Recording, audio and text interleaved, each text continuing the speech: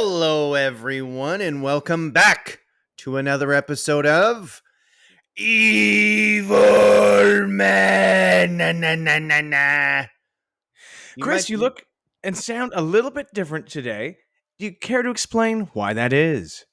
Well, Michael, I love the question, and the reason that I look and sound a little bit different today is because I'm not Chris. I'm actually your friend James and That's the other right. co-host. That's right. Now, listeners, Chris couldn't be with us today because on the day of recording, it's Tuesday, September 10th, 2024, and Chris called us at 6 in the morning this morning, and he said, "Boys, I can't pod today. I'm too worked up about the big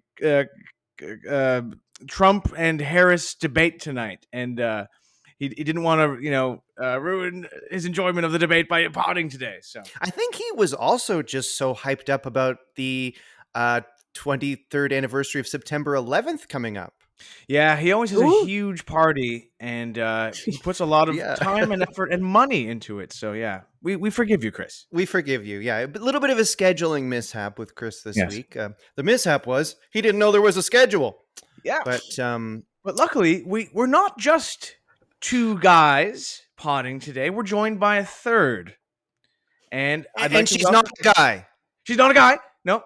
And I'd like to welcome her. She's a up-and-coming rising star from the UK, Britain. It's returning guest, Sooz Kempner. Oh, thank you so much. Happy 9/11 Eve to you. Happy 9/11 Eve Thank to you. you. Thanks Now, so much. how do they celebrate 9/11? In North America, we celebrate it very solemnly, usually. They usually have an event from Ground Zero. How do they celebrate 9/11 across the pond? It's barely mentioned. I remember the 10th and 20th anniversaries. They were like some documentaries about it on 9/11. But we don't really like bother with it. And do you know Henry Zabrowski from last podcast on the left? He said he was here for 9/11 2-3 years ago to do a recording of their podcast, like a live show of their podcast, and he was like, they don't care about 9/11 in the UK, because he couldn't believe it though. He was like, I'm walking around, it's 9/11, no one's doing anything 9/11 related. Wow. It's like how they don't do Christmas in Japan. They don't? You know? Yeah. What's apparently their holiday? I'm not sure, but I do know that apparently the tradition in Japan is everybody gets KFC on Christmas Day. Really? I guess that makes sense. Christmas. So they do Christmas, but they do it with a K. Christmas. I mean, I guess they're not a Christian country historically, so I guess it makes sense. But they're missing out on a lot of great songs, a lot of great gifts, a lot of great traditions. Yeah, you might want to rethink it. I don't know if you remember in the World Cup this past year, but I'm pretty sure I remember reading that when England was playing the USA and the England fans were doing 9/11 chants. It was pretty funny. And, I mean, no offense if you went through it. Obviously, I'm sorry. But sorry if you went through 9/11. Hey, we all did a little bit, didn't we? In our own way. I did. I was in my first week of university. British football fans are just the fucking worst, but that is so funny. We chant at Germany when it's when England are playing Germany, they go 2 World Wars and 1 World Cup. Germany have won way more World Cups than England. We've only ever won one.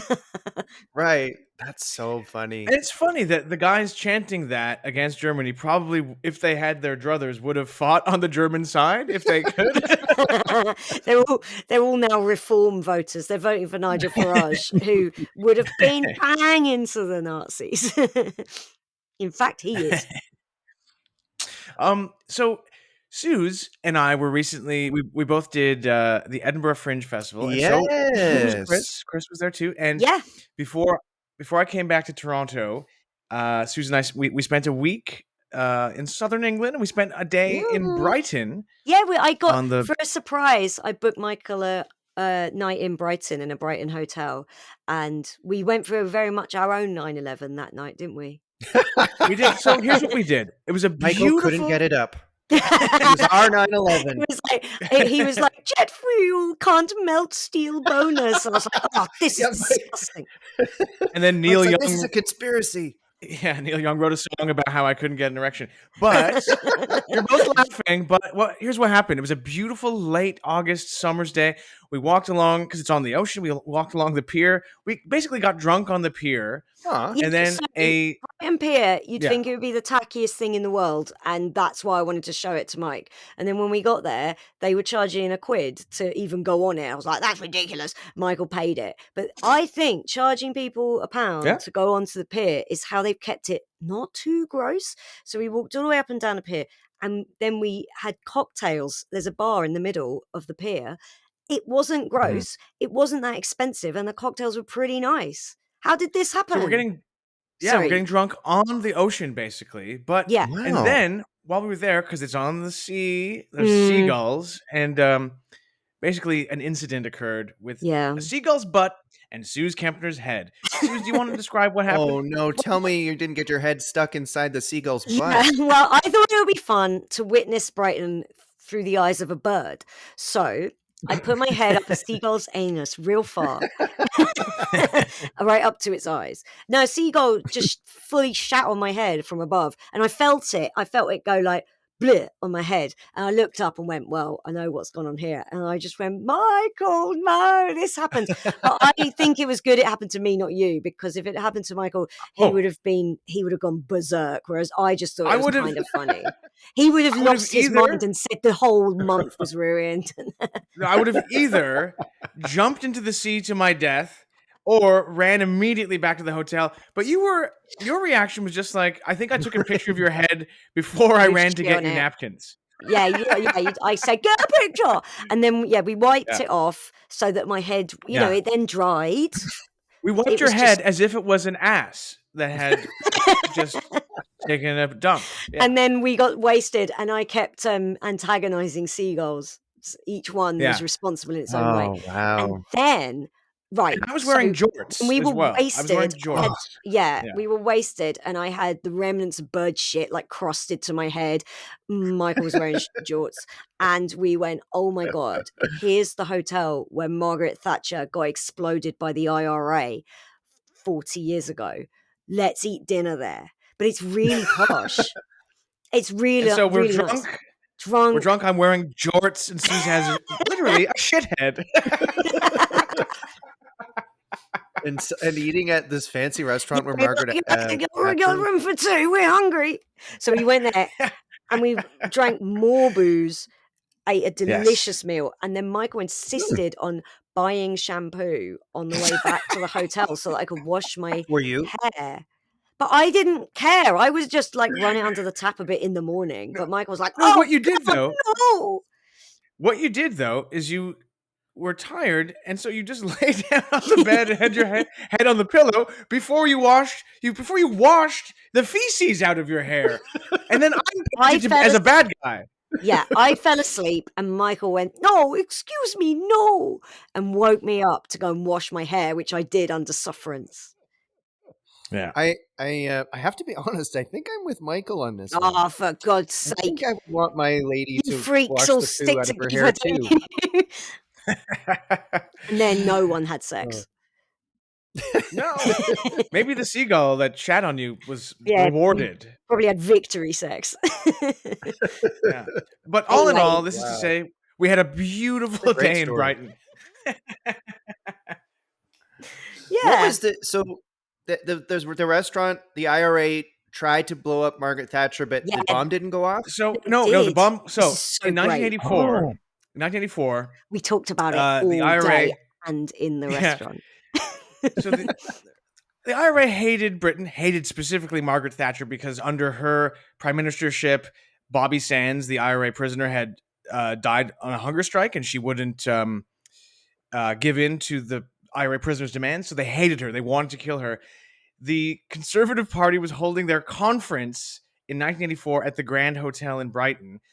3 months before the conference, an IRA bomb maker got a room in the hotel where he figured would be underneath where she'd be staying in 3 months, assembled a bomb, and put it under a bathtub in the hotel room, and it was ticking for 3 months until the Conservative conference happened, and Margaret Thatcher was in the hotel, and it went off one night, the night before she was going to give her big speech.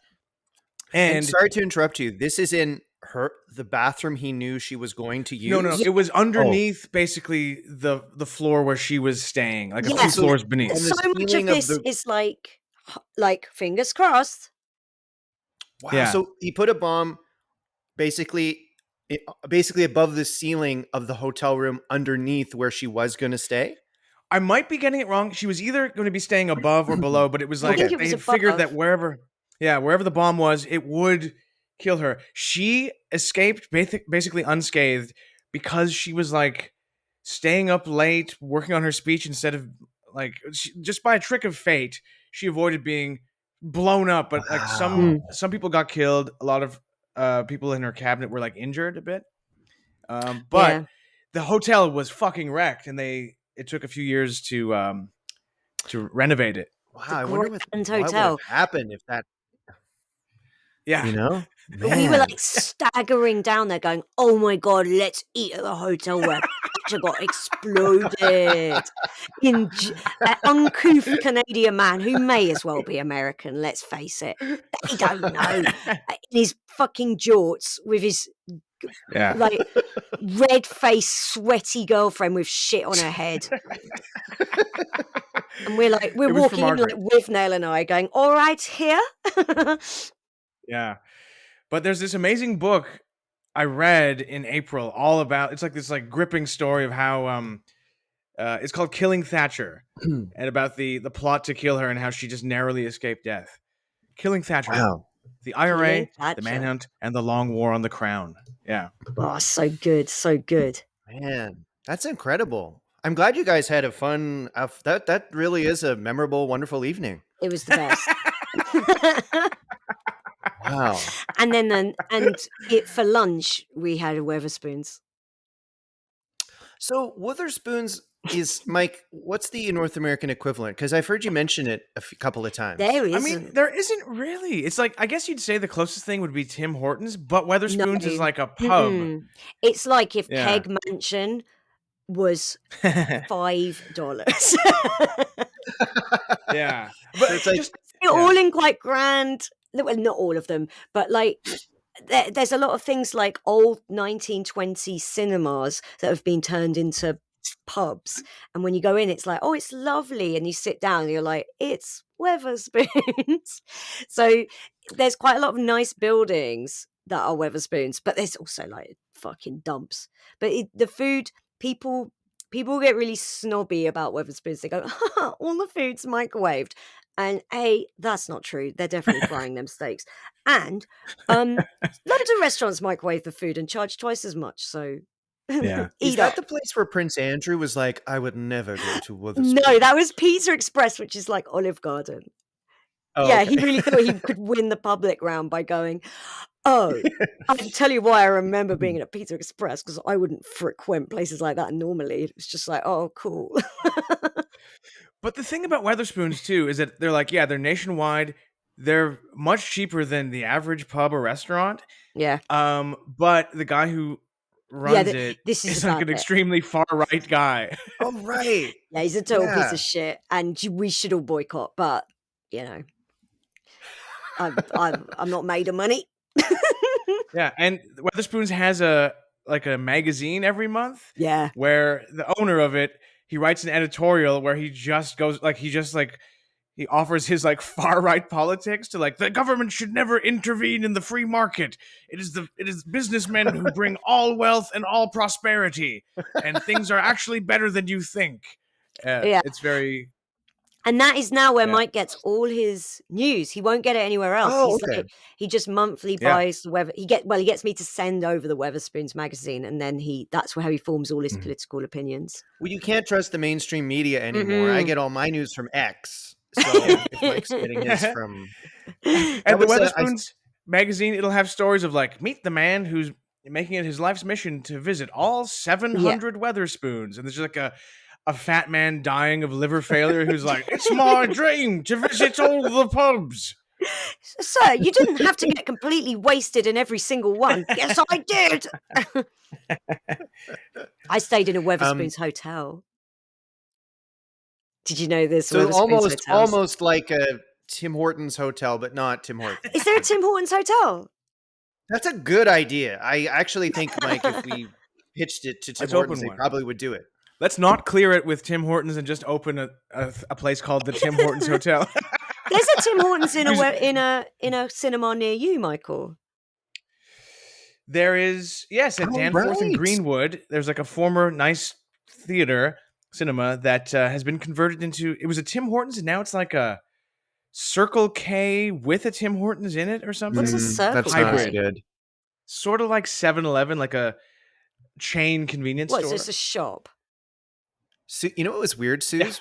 When Ebony and I went to Seoul in South Korea, we're walking through Gangnam.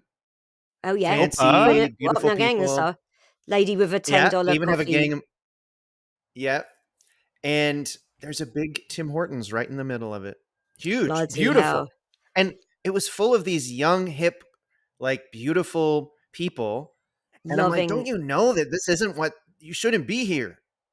Because it was like for whatever reason, it was like a lovely cafe there. Okay, Yeah. there's one in Birmingham.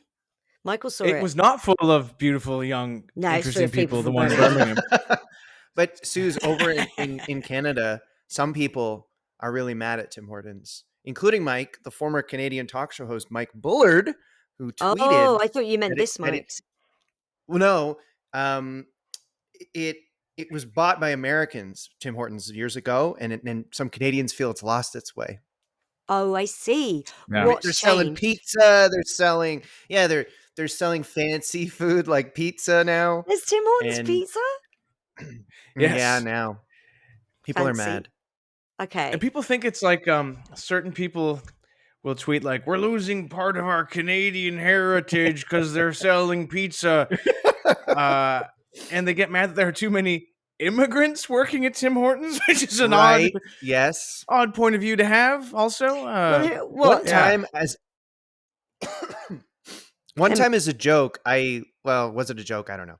I go on Reddit and I looked up, is there a Tim Hortons Reddit? And there is. And I looked at some of the threads of like people talking about Tim Hortons. And now every time I go on Reddit, it pops up for me because I looked at it one time. So it's like, you like the r/Tim Hortons subreddit. You're in the Reddit algorithm. Look at here's the latest posts in the Tim Hortons Reddit. And then it's just constant like, my Timmy's was served to me today by a foreign. Okay, I'm going to tell you what today's top post is on the Tim Hortons Reddit. Okay, ready? This is we're venturing into Ben Stagger territory here. That is very true. I wonder if his ears are tingling. He loves Tim Hortons. The top post today is a picture of a Tim Hortons pizza, okay? And it only has 4 tiny little pieces of bacon on this pizza. Oh, Jesus And the Christ. post title is "A Generous Helping of Bacon," like being sarcastic. Whoa, sarcasm much? Yeah. Imagine here's going the on second. Reddit and going, I must post this. No, sorry, I just can't imagine. No. Here's the second most popular Tim Hortons post today. What happened to the Tims we all loved? Finally, someone's saying it. Yeah.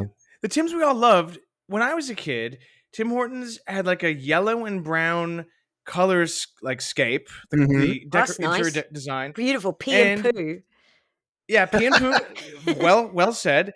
And then each one had like a smoking section, so there'd just be like a glass box with like truckers smoking and eating donuts, and the whole place was like disgusting. Yeah. My and small town. Shitting. Sorry. It's almost like pubs in the UK or Ireland, where even a small town has like 5 pubs. It's like that, but Tim Hortons in Canada. My small town had like 4. I see. Well, I think the equivalent of Tim Hortons here would be Greg's. I guess so. People love Greg's though, right? I mean, yeah, but look Greg's, how much people love Tim Hortons. They're so angry when it changes. True. I like Greg's. I was eating I like Greg's Greg's. a little too much in Edinburgh, and I think I have a little bit of extra Some Michael now excess because I Greg's. Well, that's because, yeah. Michael, you would go, I would say, like, 'cause near my Edinburgh venue, there was a Greg's, and he'd be like, "Mikey, hungry," and I go, "Well, you can." I go, "Well, look, you can go down to Greg's, it's just there, it's a minute away," and he'd go, And you "Okay." give me some pocket money. Yeah, You I'd go, be like, here, "There you run go, there along. you go, help yourself," Yeah. and he'd come back with, like, his arms full of Greg's sausage rolls. Like, which is just Oh sausage meat with man. pastry around it. I go, "Why?" And he went, "1 Greg's sausage roll costs this much, but you can get 4 for the price of 3." I went, "Well, cool." And then I'd eat 1 and he'd eat 3. Greedy boy. It's Michael. well, I was Yeah. hungry after doing my amazing show. And then he'd You be know? like, "Oh, I'm gonna barf. Oh, fuck." But yeah, Sooz, Greg's is good. before we get to the topic, Sure. I wanted to tell you I have been meaning to DM you, Michael. I Oh. hope you aren't What? upset. Um, We are having an affair. because I wanted to DM you to ask you Yeah. if you have been watching Love is Blind Oh my UK. god. I watched the whole thing, and I've been having We nightmares every night about Sam. Yes! Sam I know this might seem basic, but he literally is like the David Brent character to me. Oh, he was absolute worst. Also, I think unlike David Brent, I think he's got a violent streak. I think we need to be careful of him. Yes. There was a bit where he, for those of you who don't watch Love is Blind, they have 2 weeks of dates where they just talk to each other through a wall and they don't see each other, and then they propose if they fall in love with someone. And that happened. This Sam guy, who was just obnoxious from the get-go, like he was a walking red flag. And then when he met the woman, they see each other at the end of a long corridor, and she was very gorgeous. Nicole? Was it Nicole? And she saw I him, and you could forget her see her name, but being she's like, lovely. "Oh no," you saw her go, "Oh no, I made a bad choice." But he like stands in front of her and literally went, "Well, what do you think?" Yeah, and he goes, "I think I love you." Hey, I think I love you. Oh, And he it's really thinks vile. he's he Just a is horrible it's man. worth watching for this guy. Yeah. I mean, there's nothing worse, isn't there, when people are like, "Let me tell you about the reality TV I watched," and I you haven't seen it. know. But I would recommend everyone watch Love is Blind UK. It's kind of less synthetic than the American ones have got. I felt like everyone in it had a little bit more personality than I could tell the difference between the people, which helps. I agree. The Yes, American ones, all I the women found it look was one of the exactly best the ones. same. You know what's interesting? I find with the American Love is Blinds, you notice there's a lot more people who are Christian, and you're right, they're a And little more like yeah, mainlined. And yeah, in the British one, I found them more relatable, yeah. although maybe a little bit of an element of classism that you don't Yes. see with the Well, American one. the thing you get with British accents, everyone you can pretty much like narrow down the road someone grew up on the minute they start Right. talking. So that kind of takes away some of the blind element, I guess. But yeah, there was a girl who'd grown up on Jersey, and she was very posh. She was quite Charlotte. She was very posh. So immediately you're like, you grew up on Jersey, you're rich. You just knew. Interesting. Yeah, it was a good watch, and I did tear up. I did tear up over Benaya. No I did. spoilers, but I Benaya. I honestly might have too. I love Benaya and his beautiful mane of Yeah, hair. what hair? Hair goals. Like there's a man on Love Is Blind UK with beautiful long flowing red hair. He So looked I'm like looking at he looked Sam. like He's white got Jesus. sleeves. Sam has sleeves. Benaya? Sam has sleeves. Benaya, yes. Benaya. Let me Benaya and take a Sam, I look. mean, these are all very mild spoilers if you haven't watched, but Yeah. they have conflict. And Yeah. Oh. Benaya is like a sweet, nice hippie He's guy, very and lovely. Sam is I like feel like he was very genuine. Oh, his, me his too. long, yeah, beautiful hair. Beautiful I'm hair, jealous Michael. of Benaya from Love Is Would Blind. you ever grow out your hair, Michael? Maybe Have you for ever had long winter. hair, Michael?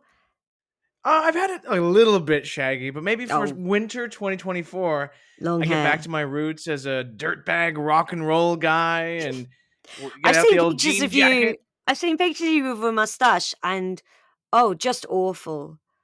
I couldn't I couldn't stand it. When I saw it, I went, "I hope that was for a joke for one night." And you went, "No, I had No. that for a while." I had it for a few years.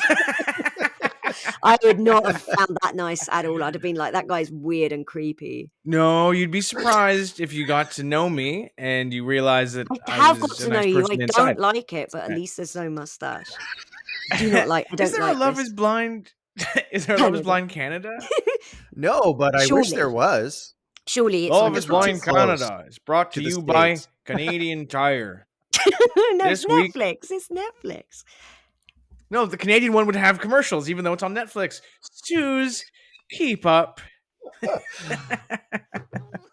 Michael, you could go on it. Imagine all the women who fall for you through a wall, and then because they're like, "Oh, what I really wanted was a complaining man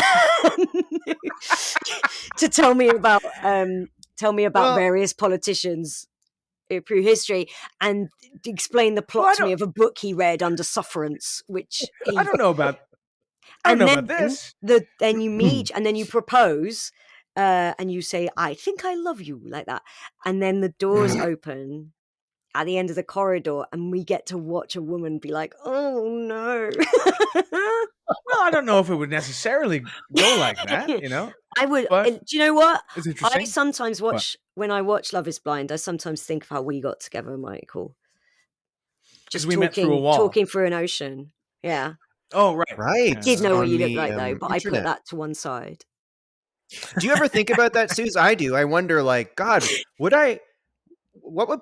I don't know how. It must be a crazy thing to go through Yeah. because it seems crazy you'd fall in love with someone after I 2 weeks. know. But I They believe really those do, people don't believe they? they are in love. Yes, and some of them, it really fucking works out. It's mad. Yeah, Like, don't ever marry someone after a month, but they do, having fallen in love. they do. But they go, "You fell in love, sight unseen. Now it is time to find out if love really is blind." And then they do the marriage vows at the end of a month. Crazy. Shall we Michael, move do on? you think if you heard Sure. this Oh, voice? Oh, sorry. No, no, I no. just think that continue. if anyone heard this voice through a wall, they'd just be like, "Oh, Jesus Christ, get me out of it." My horrible voice, like, "Oh, yeah, and then I said to him," and a horrible laugh. Like, Oh I no, don't a think man it from works. Canada. A man took his own life in the room where he was beside a wall where a British woman was because he She couldn't was bear the sound of her voice. she was ranting about something called the current Labour government. Oh dear. Oh, God. Sorry, we all wanted Well, to move Mike on, and and I kept Suze, talking. yeah. Shall we move on? Yeah. Sure. Well, before we get to this topic this week, I just wanted to mention that we have a Patreon account that you can find at patreon.com/evilmen. And if you sign up, you get 2 bonus episodes a month. And you get to join our Discord. And you get like a bunch of stuff. Early access to episodes. Sometimes I put them up there. So check it out if you get the chance. And if We're you don't, also for the month of September, we should mention if you sign up for Patreon at Evil Men Patreon, we are raffling off some of Chris's clothing. So yes, you could win a shirt, you could win a hat, you could win a pair of pants, some there'll be one shorts. pair of underwear in there. Yeah. Ooh, Unwashed. So maybe Yeah. you get lucky. whole of Edinburgh. Yeah. And also, please, maybe you could rate us 5 stars on Spotify. We sort of never asked people to do that, Suze, and then we noticed we had kind of a low Spotify rating. And now I ask people, and it's gone up. Oh, what? It's like, are there people going, "Ugh, 1 star"? I think because we are categorized under comedy and true crime, I So feel then like they people maybe looking for a drier true crime podcast maybe went, why are they talking about Chris's dick for 15 minutes? Well, Yeah, those are just some of listen to the Sword and Stone. Sword Yeah. and Stone. That's very dry. Some of the critiques we get are like, I want to learn facts about crime, and these comedians are doing bits. My podcast got a review recently. Bearing in mind, I haven't recorded an episode of Mystery on the Rocks for a year. Like, we're kind of currently on extended hiatus. And we got a review from someone, and she went, I had to turn this off after 20 minutes.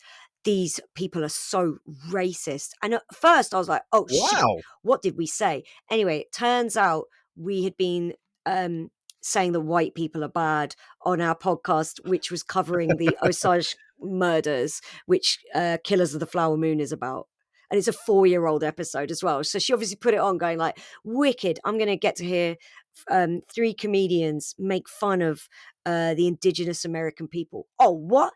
They're being mean about the white people who murdered them. Awful. Oh my God.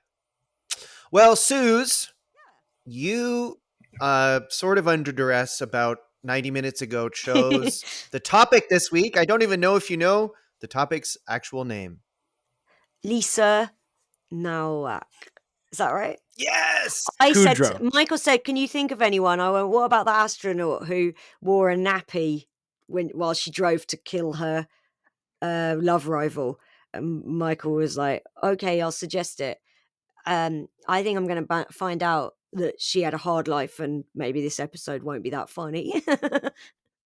I think it's funny. She definitely faced some, I would say challenges for being a woman Okay. in a man's In a industry man's and cosmos. world. Do you mean Yeah. why? Because usually, if someone drove across America wearing a diaper, it was always a man, and she was a sort of she broke the glass ceiling. She broke the Yes. yellow ceiling. Broke Also, the glass when I just diaper. said she suffered difficulties as a woman in a man's industry and man's world, I didn't mean Sure. that in like a good way. I didn't mean like it's a man's world. I just meant Yeah, it's yeah. unfair.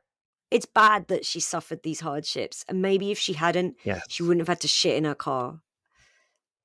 Oh my God! If you can take one thing from this episode today, actually, so I'm gonna start telling you about Lisa Nowak. But Mike or Sooz, if you get the chance while I'm talking, I would love to find a definitive answer as to if the diaper part is true or not. Okay. Because I only found out that it was claimed she wore diapers in the car.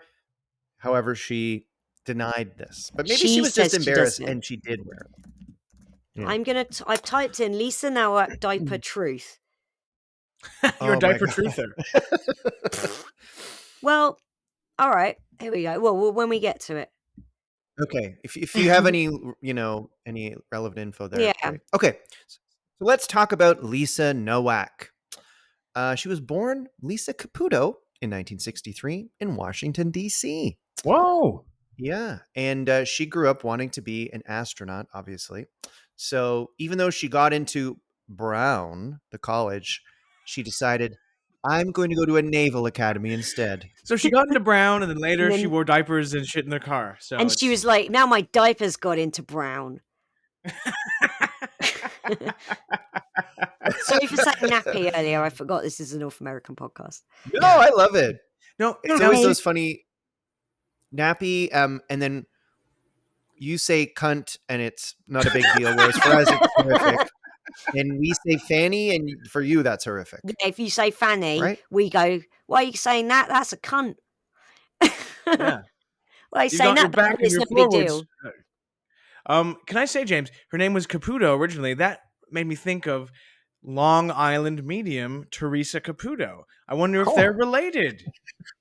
Do you know Long Island medium? Long She's Island a medium. brash Italian woman who has the gift, and she's on TV a lot, and she does readings, and she did an episode where she talked to surviving family members of 9/11 It is the one I'm victims. thinking of. And she was like, yes. And they asked the audience, she like got confused. And the audience member was like, I just want to know, is my husband okay? It was something like that. And she was like, Yeah. Yeah. And he's in water. And the woman was like, And the host went, sorry, you look a bit confused. And she went, well, I am. He was one of the firemen on 9/11. And then this woman immediately went, yeah, that's why he's in water. Makes sense. The water from the fire hose? I guess so, yeah. It's like, I don't think that's what killed him. He's in heaven just firing the water hose into his mouth. R.I.P. R.I.P. to a hero. R.I.P. Well, speaking of heroes, Lisa Nowak was also, is it, I don't, when you get the W in there and you don't know if it's pronounced with a V? Novak or Yeah. Nowak? It's That I don't dangerous. know Yeah. offhand. So, Lisa N. Hang on. I yeah. think the Wikipedia says it's Oh, got like a thing please. you can press. Oh no, it doesn't. Whatever. We'll just call her Lisa. Lisa. So Lisa was actually, I would say, a little bit of a pioneer, and not just in driving while diapered. Mm, She was one of very few women in her class at her naval academy. Only 6% of the students were women. wow. And obviously, an extreme amount of sexism you can imagine in a place like this. Male professors would inform their class occasionally that they did not think women belonged there.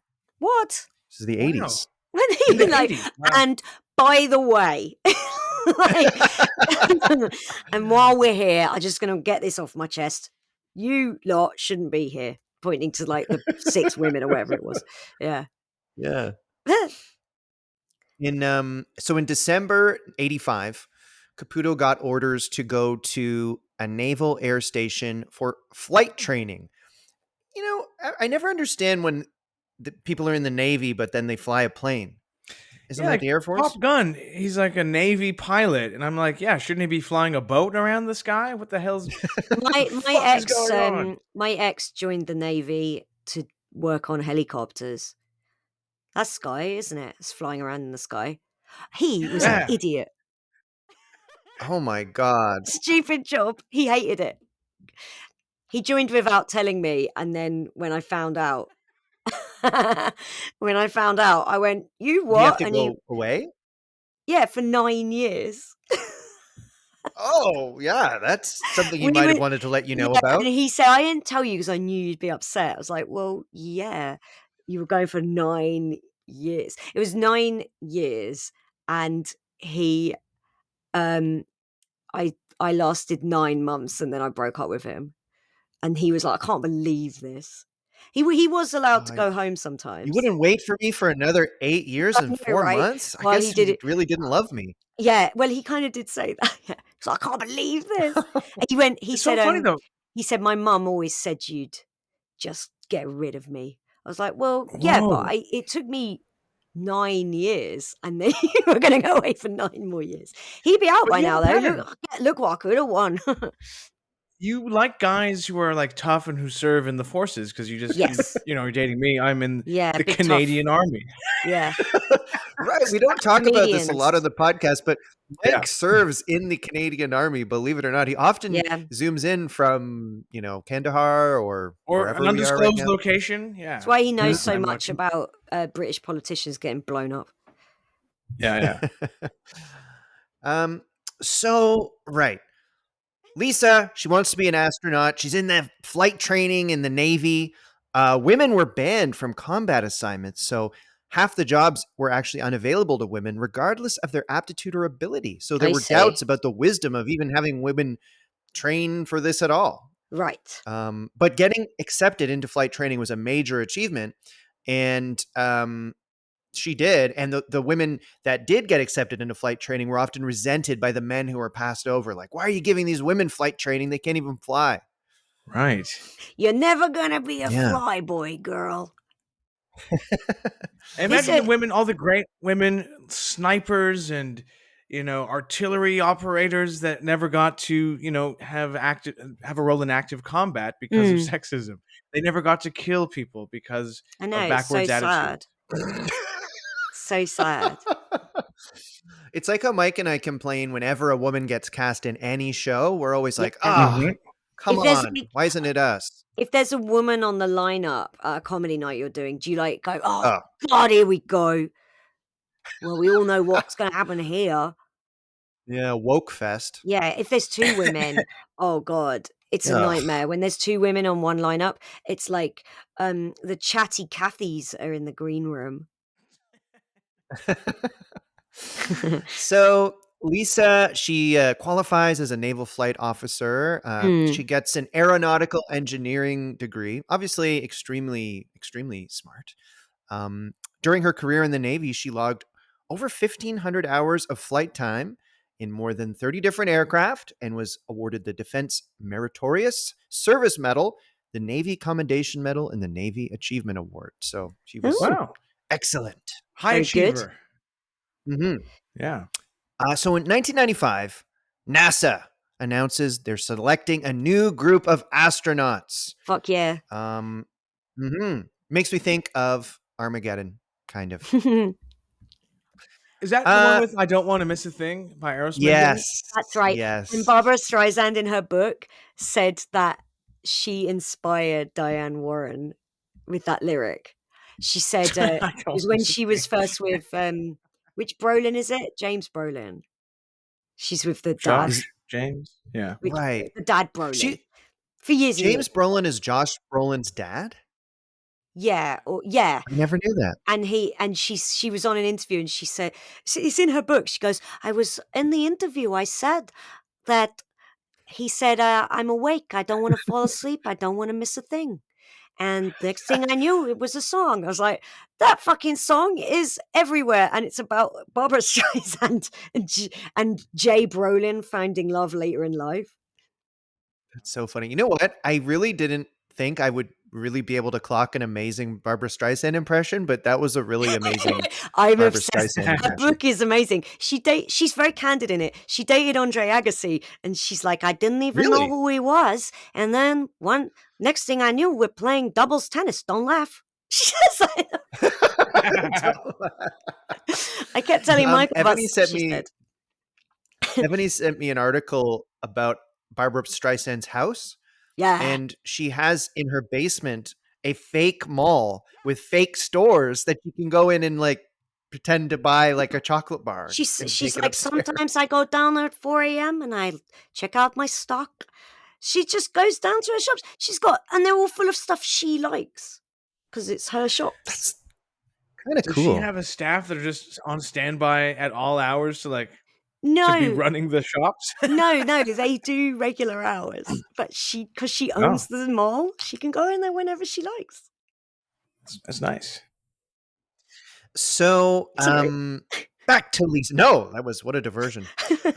So the NASA got over 2,400 applications to be an astronaut from qualified people. Yeah. They picked 150 finalists. Lisa was one of them. So Yes. she got to go to Johnson Space Center for orientation and stuff like that. Nice. Johnson. They whittled it further in 96, and Lisa was named one of 25 mission specialist candidates. This is amazing. So, yeah, pretty incredible, really. To infinity and beyond. I love Back to the Future. So Lisa moves her family to Texas, where they build a house in Clear Lake City. Her husband was also a naval flight officer who left the Navy to join the Naval Reserve, which seems like a not that interesting detail that I didn't need to include. But no, it seems like way less interesting than being an astronaut. Yeah, well, she's definitely going to get a little bored with him. We're going to see. Ooh, I love this. So Lisa, she's in astronaut survival training. She's doing stuff like that. She takes a 3-day trip to the Grand Canyon to study geology. She's studying the space shuttle. She has to fly on this special NASA aircraft for training. Wow. She does weightless training. Oh, yeah. In a plane known as the Vomit Comet, and Right. the plane flies in a parabola shape, and it makes it feel like there's no gravity because of the way it goes up and down. How they shot sort of- Apollo 13. yeah, They did that for Apollo 13. I think I'd be terrified to be in a plane going up and down like that. Yeah. Yeah. Floating about. Tom Hanks. Just Stephen So, Hawking did it. He did? Yeah, have you seen the footage? He was like, I want to experience zero-G gravity. So my I'm Stephen a little Hawking worried is about just- him bouncing around. I know, but yeah, there's You'd be footage worried of about him him. bouncing around? He loved it. Oh, Was good he- for him. He loves space. Was he with doesn't one he? of those strippers that he didn't? Was he known to be like he loved going to the strip club? I wonder if he was floating I around don't know with a about stripper. that. He had an affair with his nurse, and she used to show him porn magazines. It's not So quite. maybe as that was good. happening in Zero Gravity. She was like, "Look at this hustler." Holy shit! I love this. I remember as a kid reading famous quotes or joke quotes or something, and there was a quote. I mean, maybe this is apocryphal, but there was a quote attributed to Stephen Hawking that said, "There is a magazine that proves the existence of black holes, Playboy." And I remember as a kid thinking, like, What? that's fucked up. What? Like, I thought this guy was like a, you know, perfect genius scientist guy. He's making gross jokes, even like my uncle wouldn't make. What issue of Playboy had like an anus spread open or like a full spread, woman Yes. I don't know vagina? how explicit Playboy gets, but that seems like a lot. It truly does. Anyway, so Lisa, she's training to become an astronaut. She's in Texas. In 2001, she becomes pregnant with twins. Nice. Congratulations. 2 for 1. Oh, now, Michael, you might want to get your singing pipes ready because I think you might want to start singing the national anthem of a certain country, because Lisa specialized in the operation of the space shuttle's robotic arm. Michael, do you know what that arm is called? Are you Oh, is talking about this the the- Canadarm? Yes. Oh, Canada arm. Yes. He ran the Canadarm. beloved Canada arm. I've been told about the Canadarm. Michael showed it to me on, I don't know what denomination of currency it was. But you were like, "Oh, that's the Canadarm. We're very proud of it." Let's talk about it. Yeah, it just was like it would hold tools and help fix stuff in space, I guess. Yeah, it was kind of a big robotic arm in space that Yeah. it would eat Michael, and if it would even occasionally be a little bit naughty and tickle you. Stop that Aw. Canadarm. Yeah. That's And that it was always getting in Canadian trouble. sense of humor. Yeah. Yes. It was always getting in trouble because remember that big floating jar of cookies in space? The Canadarm was always sneaking in and Reaching trying to steal in. some cookies. Yeah. That's terrible. Yeah. Oh my God. Once we were in a So- cafe having breakfast, and a guy came in and in a very loud voice said, "Of course I understand sarcasm. I'm Canadian." Oh God. And we I've never He heard was anyone so ever say angry. that. Me and Michael were so angry about this guy. Mm. Anyway, sorry. I hate that. So it's 2001. Lisa gives birth to her twin daughters. Nice. And her and her husband, they alternate their work schedules. So one of them was always with the kids. Sure. You know, I bet that puts a lot of pressure on a relationship. You're not having time with each other. You both have high demanding jobs. You have twins. This is just me reading into it. So, this arrangement lasted until her husband was recalled to active duty to participate in Operation Enduring Freedom. What a name. Oh God, that So sounds Lisa like a lot was- of people die. Yeah, it truly does. So this left Lisa as basically a single mother with 3 young children. Right. I guess there's a third child. I didn't write that down. Lisa single 4. So, a single astronaut space mom.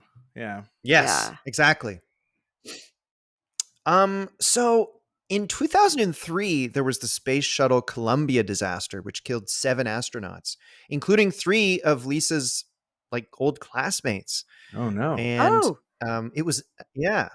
So it was NASA's practice to provide the families of astronauts who had died with a personal casualty assistance officer. And Lisa did this for the family of her close friend, Laurel Clark, who had died.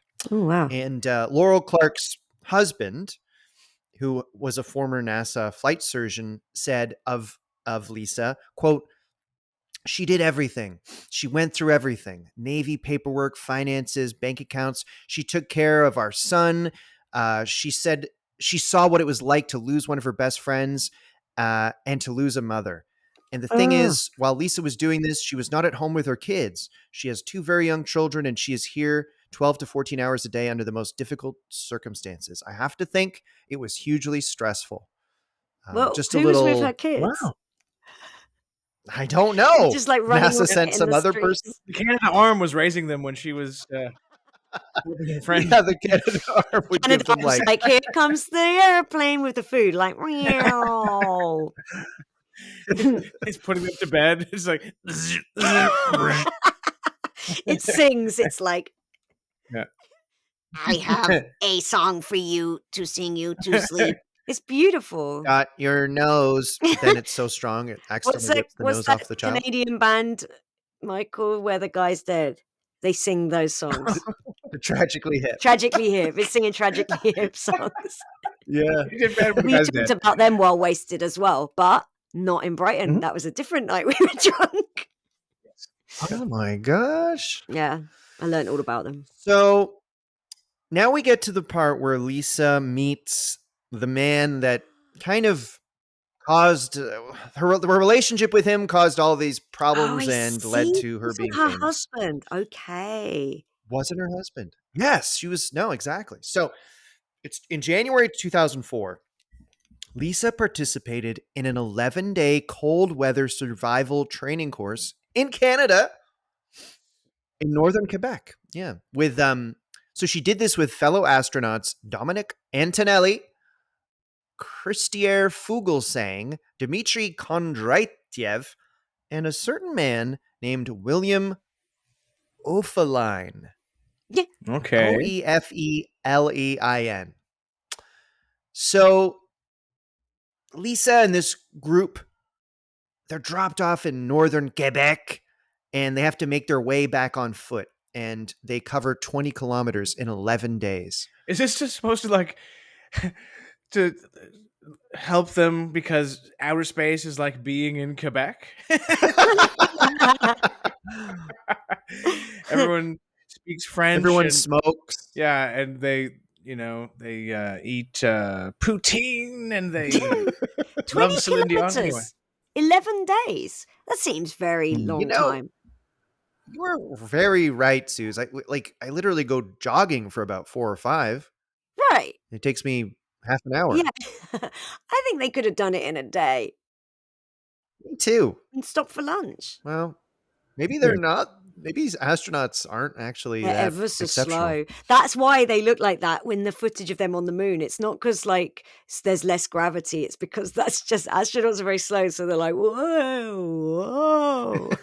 Just that's a nice bit. That's a solid bit of stand up there. I love that. I think we can expect to see a few people stealing that for the club circuit coming up. So, Mike and Sooz, could you guys imagine a scenario where you're doing survival training in northern Quebec for a week and a half? Mhm. Does that sound romantic to you guys? Well, Do you think you guys might have fallen in love? It depends in how that many scenario? hotels we pass where former prime ministers almost got blown up, because that's all I'm into. Okay. but there is a romance to the French language. There's a romance to cold weather survival training. So I'm going to Yes. say, I could Especially see a that. romance to Quebecois French. Yes, yes. Well, believe it or not, for Lisa and this guy, William, I'm not going to keep saying his last name. This was the scenario where they friggin' fell in love, She could not get enough. or they got into each other, whatever. While her And husband is doing Operation Enduring Freedom. Oh no. yes, He's killing people. so in the name of freedom. yeah. So when Lisa and William return to Houston, they go, you know what? Let's begin an extramarital affair. And they do. Okay. And they tried to conceal it, but It's very formal. they were having an official affair. This is Now, did you know? cool. No. Yeah. I love it. I'm gonna do it. Did you? I'm An gonna start affair? an affair with an astronaut, Michael. Please don't do it. British astronaut. Yeah, I sometimes spend some time on the Mir space station. Michael, doesn't your mum have a huge crush on that guitar man? On Commander Chris Hadfield. She Yeah. loves Canadian astronaut. Oh, he's Commander Chris Hadfield. Canadian. And she stood in line to get him to autograph, to sign one of his books. That's sweet. Oh, that's sweet. Oh, I've read that book. There's a chapter where he talks about how he got the Canadan to jerk him off. News. It's What a hot. thing to say. It's hot and Yeah. tender. Yeah, and then his jizz just floated up all around him. And That's right, Mike, because in zero gravity, it Yeah. kind of just floats His around. Like balls Little were you have to. globules. floating around. Yeah. They were up So near his imagine forehead. if that seagull had shit on your head in zero gravity. It just would have been like floating all around. You would have had to like put your head I'd have in had it to on like purpose. move up to get to it. Yeah. Yeah. This is true. Anyway, Thank God it didn't beautiful. happen that way and it just went straight down onto my head. So, back in Houston, Lisa and William, they're having an affair. And did you guys know this? As serving Navy officers, they could have been charged with conduct unbecoming an officer and a gentleman because if you have adultery, that is conduct unbecoming in the Navy, apparently. Oh, right. Right. Okay. Well, that's why they shouldn't allow women into the Space Force. Right. Because this is bound to There's happen. going to be affairs if you start throwing women in there. Exactly. You know women, they're sex mad.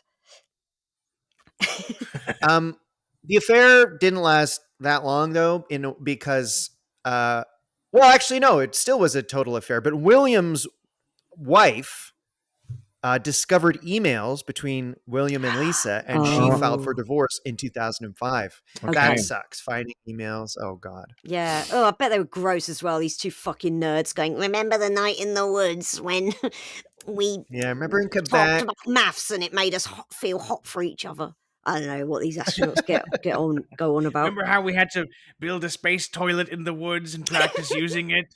Remember when I accidentally stepped in your shit plus piss puddle? It reminded me of Tim Hortons. You are so sexy. I would literally drive in diapers to have sex with you.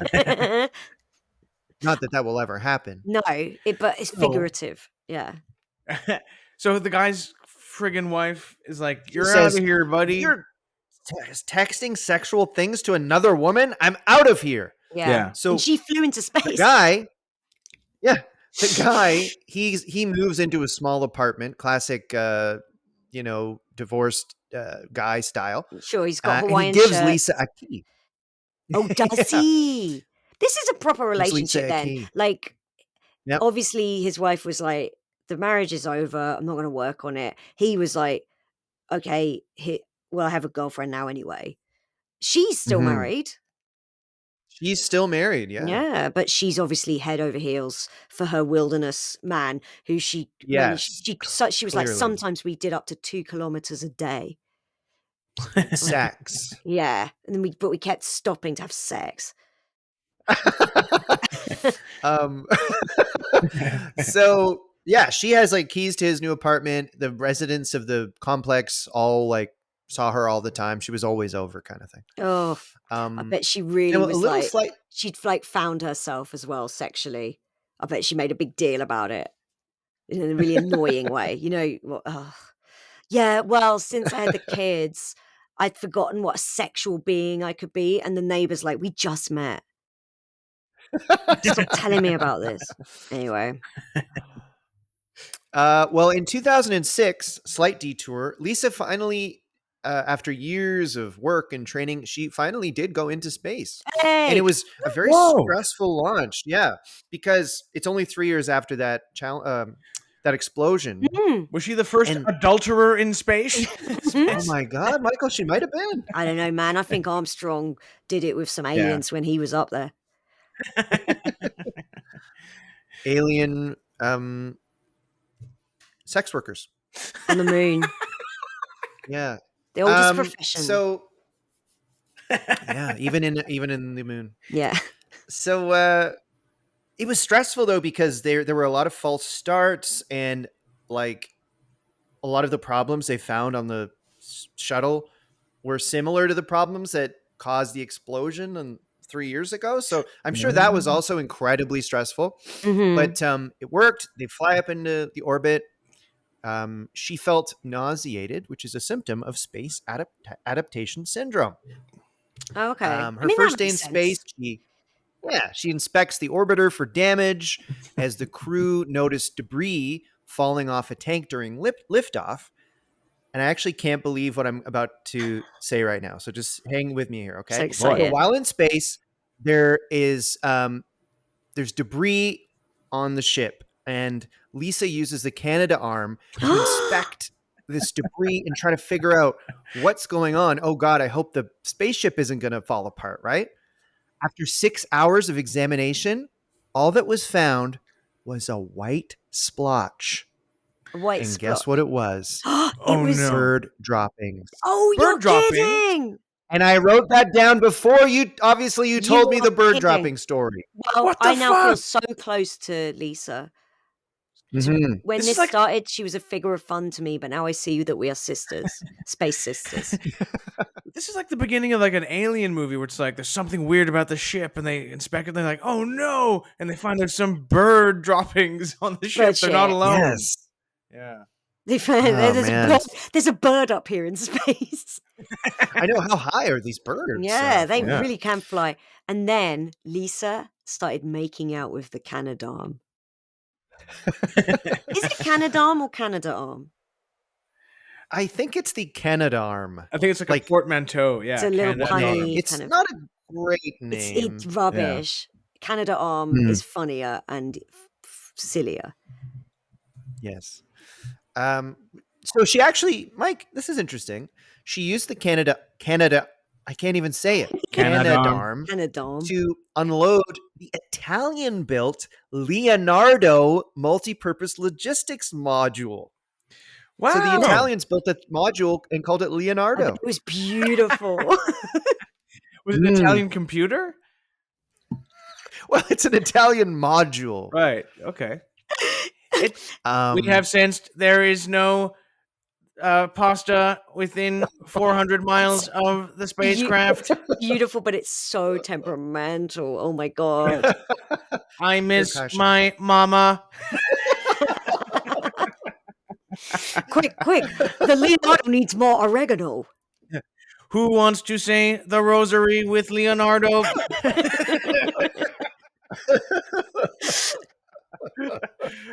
And then Oh my Leonardo, God. Having some fun. Leonardo sexually harasses the Canadarm, and there's a whole thing.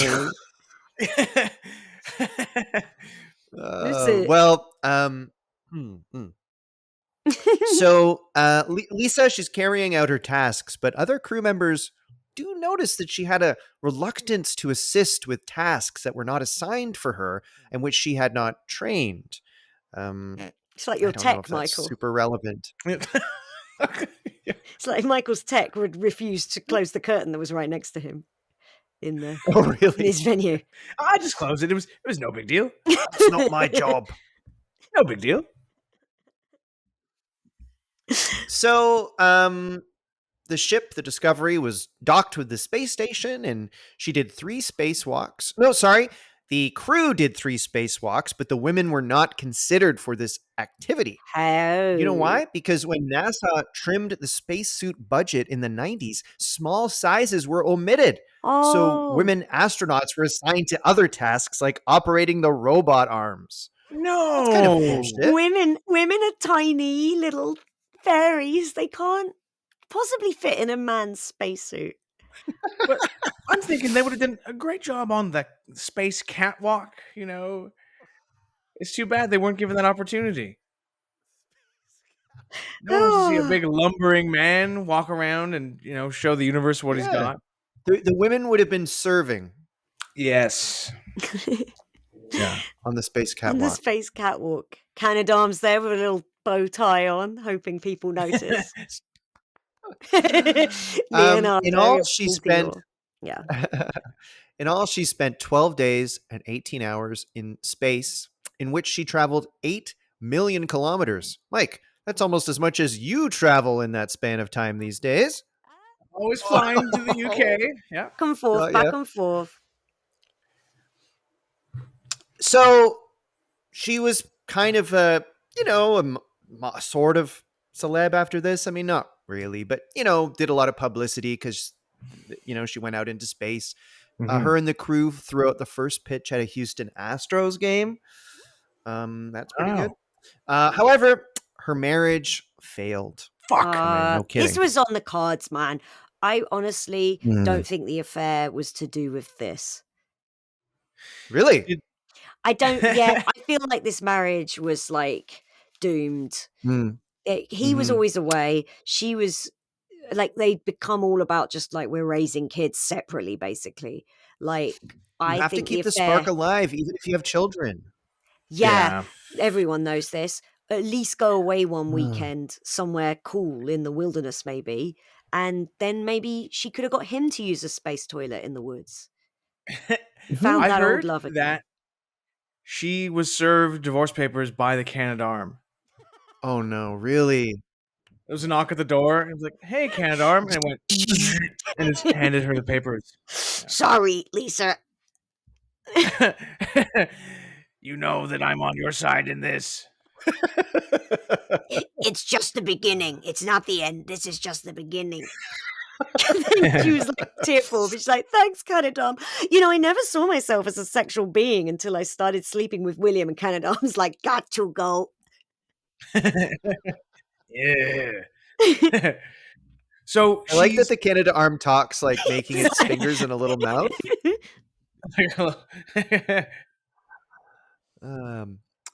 So yeah, her marriage failed. She separated from her husband in 2007, and unfortunately, her extramarital affair relationship with William was also cooling off. Although No. but she continued to call him almost every day. Ugh.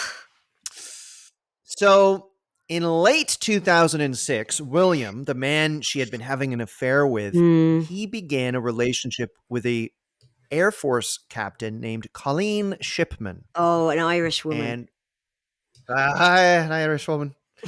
And William told Lisa about this Irish woman in January. Said, Right. look, I've started a relationship with an Irish woman. And he thought Lisa took it well and that they could remain friends. Right. Classic guy thing. I thought she'd be fine with it. She was like, okay, son, okay, do what you want to do. And he's like, wow, she seems totally cool with this. He's an idiot. Canadams are like, oh, brother. Canada-Arm's like C-3PO. Master Lisa, you might want to tell him how you really take feel. Lisa, you have an unusual look in your eyes. Lisa, you look like you want to shit in your car. Excuse me if I'm speaking out of turn as Canadam. She's like, no, Canadam, you're right. I do want to shit in my car. She really did. So yeah, Lisa and William, they continued to train for a charity bicycle race together, but in space. Colleen, the Irish woman, she became uncomfortable with Lisa's bicycle being kept at William's place. And she asked Lisa to get your bicycle out of his place, please. These fucking nuts. Sounds reasonable. Yeah. But yeah, what are they? They're like, stupidest love triangle I've ever heard. Like, tell Lisa she has to go and get her stupid bicycle. So things are going down the tubes for Lisa right now. Not only is her marriage over, her affair seemingly over, she's also being passed over for assignments at work. She was expected to be chosen for this particular mission and was passed over for someone else. And the reason was that she wasn't a team player. Well, she. The other woman was like a team player, gets along with everybody. And Lisa, according to her coworkers, not a team player. Well, yeah, I heard were that saying things were like so bad. Yeah, she wouldn't close the curtain on the space station, and they were like, "Oh, she's always whenever she's got a break, she never hangs out with us. She spends all her time gabbing with the Canada." Yeah. So this is the point where Lisa goes, fuck it. She's had enough. Right. It's February 4th, 2007. And Lisa packs latex gloves, a black wig, a BB pistol, ammunition, pepper spray, a hooded tan trench coat, a drilling hammer, black gloves, an 8-inch Gerber folding knife, and other items. She then drove her husband's car. Yeah, I don't know. She then drove her husband's car 900 miles from Houston to Orlando, Florida to confront Colleen Shipman. Oh So my that's Early god. reports yeah. stated she wore diapers. She She has right. denied this. I've got it here that But I she don't know. told once she was arrested, spoiler alert, she gets arrested for this insane plan. She told the Hmm. authorities, yeah, I was wearing diapers. She did, really? So I kind Mm. of wonder if she was just embarrassed and was like, "Oh, I don't want to tell everyone I wore diapers because I couldn't even Yeah, stop so to she's like, oh pee." yeah, I lied to the authorities. It was just a joke. Because that's a long Did drive, right? And she was Yeah, like 900 hell bent miles. on getting 900 there. miles. Houston to Miami? I would drive 900 10 miles and miles and I I would would shit shit my inside pants. my car. Uh, so she drives to the Orlando International Airport because she knew Colleen Shipman had a plane, was on a plane that was touching down there. Okay. So Lisa goes to the airport, and Colleen, her plane lands in the middle of the night, basically 1 a.m. And Colleen goes to claim her suitcase, but it wasn't there. She has to wait a couple hours, and she finally, at 3 a.m., Colleen gets her suitcase and takes a shuttle bus to the parking area at 3:30 in the morning. Colleen said once she got in the parking area, she became aware of someone following her. She gets in her car and she hears running footsteps. So she quickly locks the door. Lisa slapped the window and tried to open the car door, asked for a ride, and then started crying. Colleen rolls down the window a couple of inches. And goes, And so what right now you can probably feel a bit you bad for Lisa, see? right? Yeah, she rolls down the window. Oh, you. And then So each Canadom comes up and is like, I'm sorry, Colleen. I tried to stop her. I'm very sorry, Miss Shipman, but Lisa is having a bit of an emotional breakdown. Lisa, go clean yourself up. Lisa, why don't you take a quick stop in the bathroom? It's got all up your Um, back. so you might feel a bit bad for Lisa at this point. She's crying. Yeah. Can you give me a ride? Colleen goes, and opens the window a couple inches, and then Lisa goes, aha! And sprays pepper spray in through Oh the my window crack into the God. car. I know. Jesus. So Colleen is able to drive off, somehow. Yeah. Does anyone have any salt at least?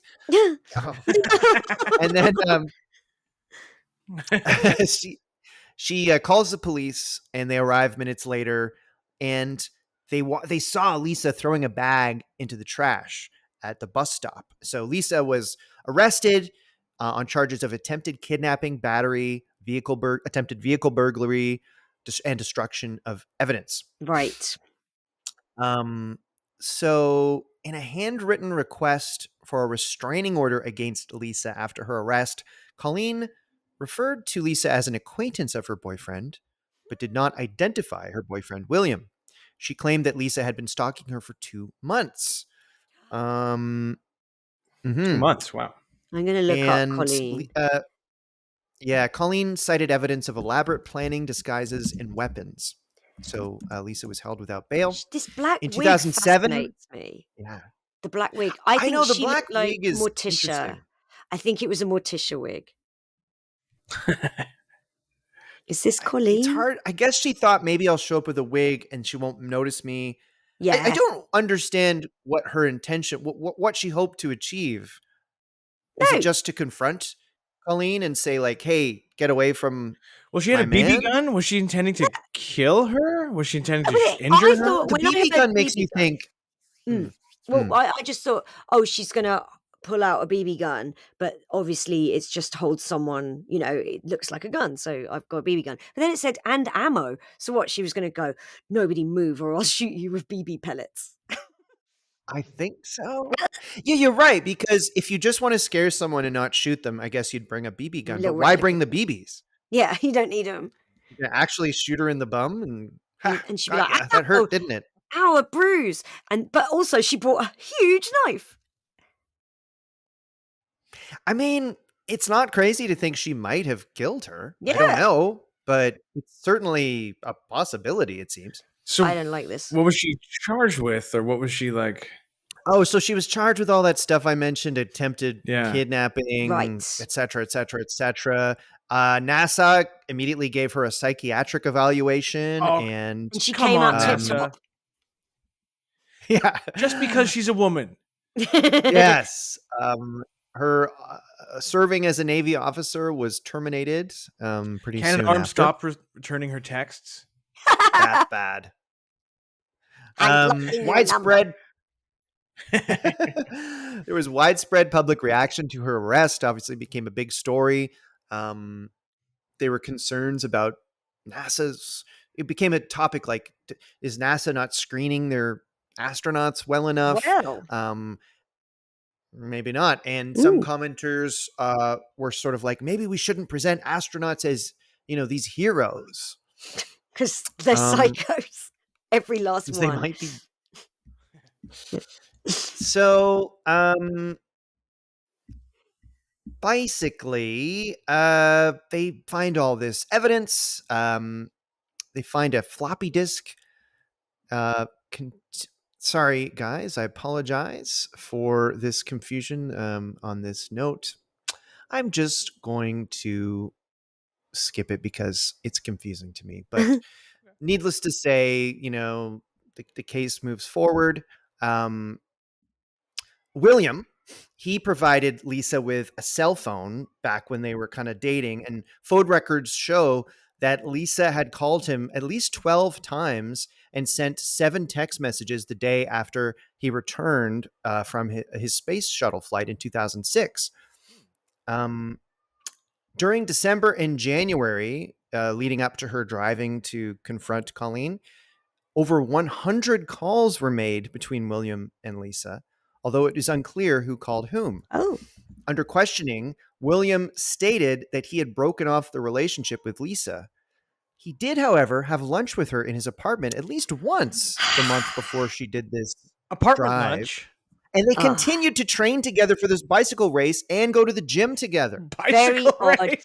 I get the feeling she thought that there was like, oh, he's going to choose me in the end. Hey, baby, we're not together anymore, but we're just going to be bicycle race partners, and we're going to have lunch in my apartment and work out together. That's really Yeah. funny. You know what, Sooz? Remember you were on like a year or so ago, and you did a woman who killed a Yes, couple people, but it it was a was in similar thing where January. she was really led on. Jodi Arias. Yeah, and like Jodi Yeah. Arias, like it's like he got off on the fact that this woman was unstable, and I get the feeling this guy as well is like, God, I'm such a lover, man. This woman's crazy about me. I've got 2 women who just can't get enough of Big Willie. I got women on Yeah. Earth, women in orbit, everywhere. I don't know it for sure, but it certainly seems as though the combination of an incredibly difficult job and this probably toxic relationship, I don't Yeah. know. I guess she just I lost also, it. I So think it all added up to, like, I can just see it. Colleen gets offered a job that she got passed over for, and so she's like, this woman gets everything that's mine, and that sort of sends her over the edge. And it's a shame because Canadarm was like, bitch, you're better than this. He kept telling her, Bitch, honestly, you don't need that job. That's "Ditch that Canadarm guy. now. Forget about her. Forget about." Canadarm's like a sassy gay best friend now.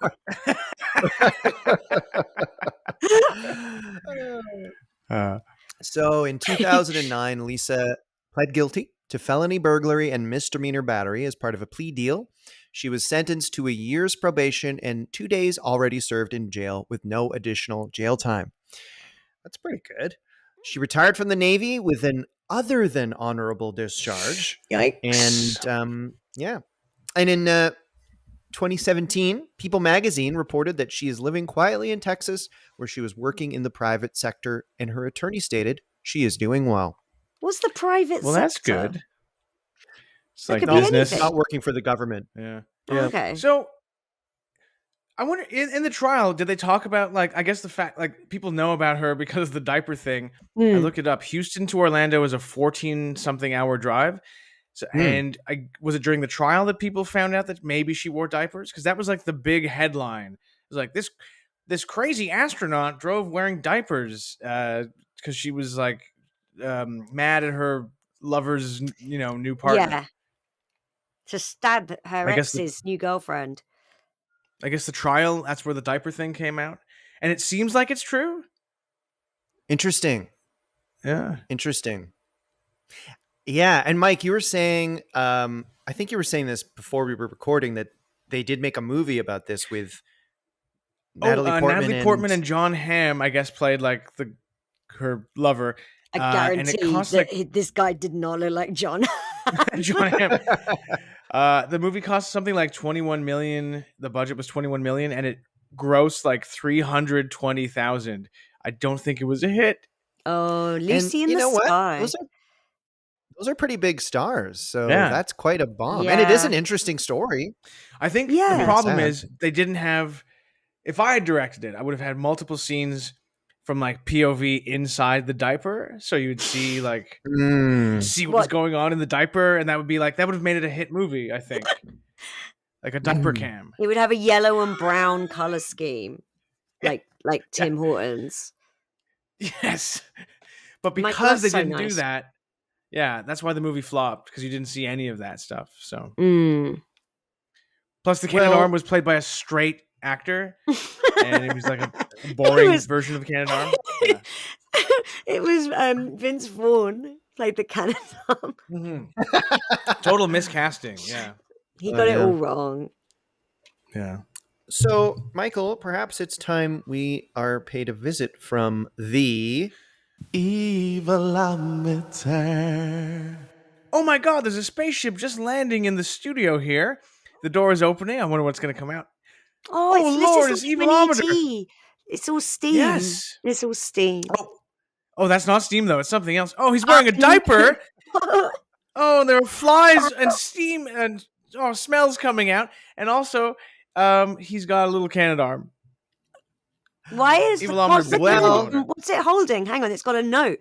It says, "Will you marry me, Leonardo?" Oh, Evilometer. That's pathetic. Oh no! That's Terrible, pathetic. terrible. Leonardo is out of your league. Yeah, it's never going to happen, Evilometer. Sorry. Sooz, maybe you should go first on the the evil scale rating. of 1 to 10. Yeah, what would you rate Lisa Nowak or Novak, however the hell you pronounce I'm it? giving her a big fat 10. Evil. Wow. Whoa! I think On par with Hitler. so I have her just above Hitler. I think that Lisa, honestly, I'm going to give her a 5. I think she probably was a pain to be around and probably not very pleasant to work with. I imagine she complained a lot in restaurants, that kind of thing. So that's where 4 of the 5 points comes from, and then an extra point for macing a poor woman in the face because the woman won the heart of her sexual freedom body, and leaving a bike at another woman's house. That's wrong. That is low. Yeah, that's bad. Inexcusable. All right, so 5 for Sooz. Yeah. I think I'm going to say quite low. I think I'm going to say 1.5. Oh. Whoa. I know it's bad what she did, but I think she maybe lost her mind. Mm. And I think, it sounds like an unbelievably stressful period of time. I kind of feel a bit of empathy for her, I think. I do feel I guess I love women. So I'm actually going to amend my score. I'm going to give it a 5.5. The 0.5 is for lying about the diaper. As for me, so I think I'm gonna give her a 3. I'm just curious, like, what was she intending to do? She was charged with like misdemeanors, but wasn't charged with like attempted murder or attempted kidnapping or anything. She had a knife. she was charged with attempted kidnapping. She was okay, but she never did it. Yes. And we never found out her. I guess her.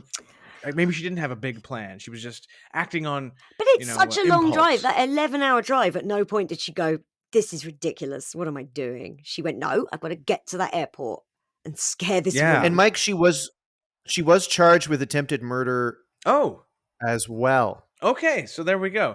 But still, I'm gonna give her. Okay, I'll give her 3.5 then. because of the possibility of murder. But mostly she provided America in the post 9/11 world with a reason to laugh again because of the diaper. Imagine Oh, I driving can. a diaper 14 hours and you're a space woman and you're just pissing and shitting yourself because you're mad. Yeah. I'm sure in the writing room at Jay Leno or Yes. Craig Ferguson at the Mm-hmm. time, they were saying, "Thank you, Lisa," because now we've got about a month's worth of copy jokes Yeah. about an Yeah. astronaut pooing her pants. Well, Thanks, James, for telling us the fascinating story of Lisa Nowak. Yeah, my thank pleasure. you. It was a lot of fun. Sooz, thank you so much for joining us, especially last minute. Thank You you. saved our heinies. Yes. I'm frequently told I'm the British Chris Lock. So it all worked out very Yes. well. Yeah, thanks for having me. It was fascinating to find out about this woman's crazy life. Yeah. Is there anything that you wanted to mention or Oh, promote? I mean, if you're listening to this in the UK or fancy flying over here, you can come and see me on tour. I'm doing my solo show, Class of 2000, from October the 6th to the end of November, all across the nation of Britain. And you can catch me on one of my 19 tour dates. Some of them are selling well, others, ooh, not very well. So maybe you can pick up some tickets for any of those. And hey, who knows? Maybe you'll catch a glimpse of little Michael Balazzo as he Yes, joins I me on am. tour. Sue's show is Ooh. excellent. I loved it in Edinburgh, Thank you, but I was Michael. furious that Suze chose to humiliate me night I after night ridiculed him in the show, and to that's something I hope you to take out. such a lot of people. Every day would Yeah, just be there going, it's not cool. that guy sounds like that, because they're British. They would thought nothing of going, that guy sounds like a fucking cunt. They'd be like that Yeah, in. and I had to sit there sometimes in the theater going, "What? What's happening here?" Ouch, Anyway, ouch, Poor please. Michael. it's a great show except for that part. No, that's the And best I'll bit. put a link Wow. to your tour dates and Thanks, your Michael. social media in the episode. Yeah, I'm still on Twitter. Can you imagine? Well, guys, thanks again, Susan. I think that was another excellent episode of Evil